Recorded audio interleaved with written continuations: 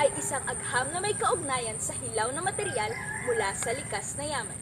Ito ay may kaugnayan sa pagpaparami ng hayop at halaman.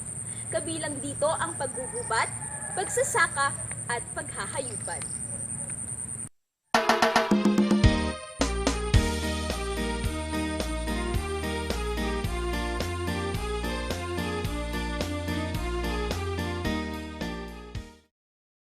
Ano po bang uri ng pataba ang inyong ginagamit sa inyong mga pananim? Organic po ba o commercial? Commercial. Kasi ang organic, mahal kaysa yung commercial. Pag organic ang gagamitin namin, magasta talaga. Kung kukunti lang tataniman mo, kagaya lang ng 2,500 o 3,000 square meter, pwede.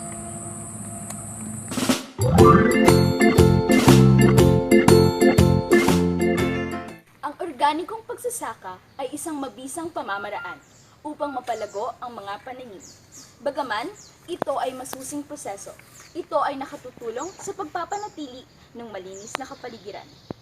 Pag-iwas sa mga komersyal na pataba, sa vermiculture, ito ang bibida sa mga magsasaka.